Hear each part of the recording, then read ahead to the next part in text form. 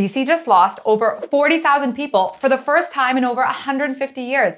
And the reason why may surprise you. It's not because of a recession. It's not because of a pandemic. Not because of a war. So what's actually going on? Because right now, people are leaving British Columbia at a pace we've never seen before. Families, young professionals, even high-income earners.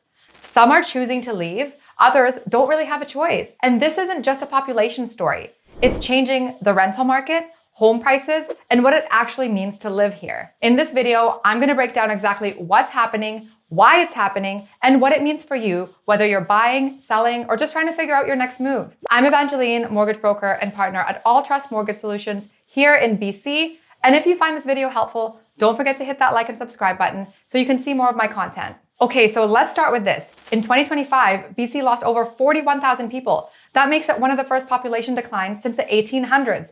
But it doesn't stop there. Canada as a whole also saw a population decline of over 100,000 people, which is something we've literally never seen before in modern data. So this isn't just a BC problem, but BC is being hit harder than most. And the reason why is where things start to get interesting.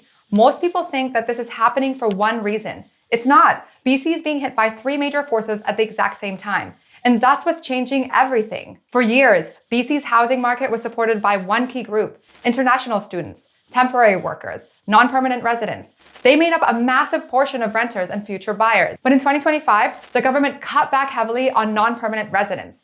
We saw a massive drop in international admissions, a sharp decline in temporary workers, and overall, non-permanent resident populations falling dramatically. At the same time, BC still brought in around 35,000 permanent immigrants, but it wasn't enough to offset the loss. So what happened? The entire rental demand engine slowed down overnight.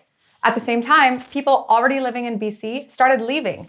And not in small numbers. We're talking nearly 70,000 people moving to other provinces, mostly Alberta. And here's where it gets even more interesting. Recent data from Statistics Canada shows that just in the first quarter of 2026, over 42,000 Canadians moved to Alberta in just 3 months. That completely shatters previous interprovincial migration records. So this isn't just a slow trend. This is a mass movement happening in real time. Now the question is why? Because at a certain point, the math just stops working. When an older, unrenovated home in a basic suburb is selling for over 1.2 million, there's only so much budgeting you can do. You can't outsave or out-income a fundamentally broken cost of living. And on top of that, there's also a tax difference people are starting to pay more attention to. Alberta still has no provincial sales tax, which means for a lot of families, that's thousands of dollars saved every single year, just by changing provinces. And when you combine lower home prices, lower taxes, more space, and similar income opportunities, it becomes a pretty straightforward decision for a lot of people. And that's exactly what we're seeing across BC right now. And this isn't just data. I'm actually seeing this happen in real life. A friend of mine, she was actually my neighbor here in BC. She recently moved to Calgary with her family of 5. We left BC because of progressive politics. That's it in a nutshell. Because progressive politics bleeds into everything, including cost of living, real estate prices, just taxation in general.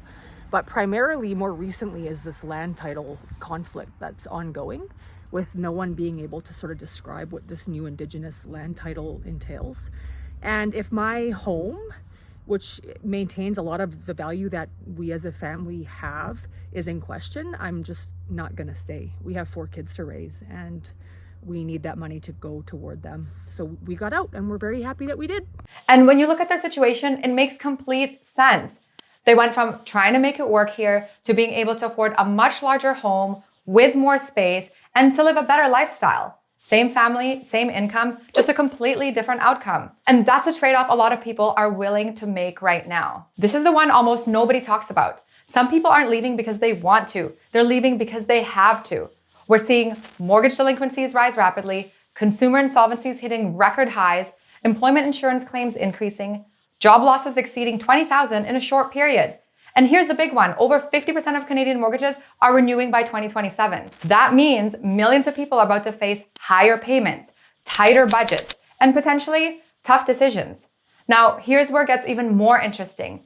It's not random. The people leaving BC tend to fall into a few groups: remote workers who can live anywhere, younger individuals without deep roots, families needing more space, and even high-income earners leaving Canada entirely. There's even a talk of brain drain, where skilled high-income earners are relocating elsewhere. So this isn't just population loss. It's a shift in who's staying versus who's leaving. People aren't just leaving for one reason. It's layered. First is affordability. So let's talk numbers. A basic $500,000 condo with 20% down at around 4% interest rate, you're looking at over $2,100 per month, and that's before insurance and utilities. So realistically, closer to $3,000. That's not entry level for most people anymore.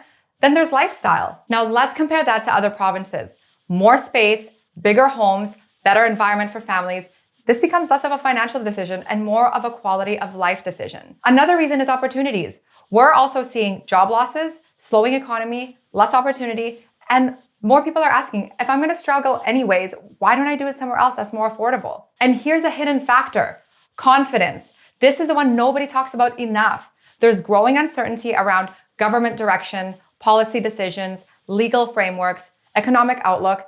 And when confidence drops, people don't wait around, they leave. Now let's talk about what this is actually doing to the market, because this is where everything connects. For decades, Vancouver had nearly zero vacancy, under 1% over 25 years. Now vacancy jumped to 3.7%, the highest since the 1980s. At the same time, rents are falling, landlords are offering incentives, free months of rent, signing bonuses. This was unheard of just a few years ago. Now combine that with less renters, less investors, less urgency to buy, and what do you get? Inventory rising, sales dropping, prices declining. We're officially in a buyer's market in many areas. Here's something that most people don't realize. The type of housing we built is not the type of housing that people actually want. We built small investor condos, tiny units, no parking. But the buyers today, they want space, functionality, family-friendly layouts. So now you've got units sitting, but not because people don't want to buy, because they don't want to buy that product. Here's the biggest question. If prices are down, why aren't buyers rushing in? Well, it's simple. It's fear. Fear of a job loss, fear of prices dropping further, fear of making the wrong decision. Even though affordability looks better on paper, confidence is low. And right now, the people feeling this the most are investors, condo owners, landlords, pre-sale buyers, especially those who bought at peak prices, are facing renewals, or relying on rental income. Some are even facing the reality that their property may be worth less than what they paid. This is where things could get more serious. The mortgage renewal wave. Over the next couple of years, millions of Canadians will renew into higher rates, which means higher payments, more financial pressure, and potentially more listings. This could create another layer of supply. Now here's the flip side. This entire situation could shift quickly if the government reverses immigration policy, increases non-permanent residents, stimulates demand. Then you could see rental demand tighten again, prices stabilize faster, competition return. That's why this market is so tricky, because it's not just supply and demand, it's policy driven. Let's break it down. If you're a buyer, you have more options, less competition, more negotiating power. But only buy if the numbers make sense and you plan to hold long term. If you're a seller, you need to price realistically, adjust expectations, and understand today's market, not 2021. If you're an investor, you need to reevaluate your numbers, focus on cash flow, avoid over leverage, and think long term. If you're a renter, this might be the most flexibility you've had in years. So negotiate, take advantage of incentives. So why is everyone leaving BC? It's not just affordability, it's not just policy, and it's not just jobs. It's all of it happening at the same time. And that's what makes this moment different. This isn't just a slowdown, it's a reset. And the people who understand what's actually happening are the ones who will make the best decisions moving forward.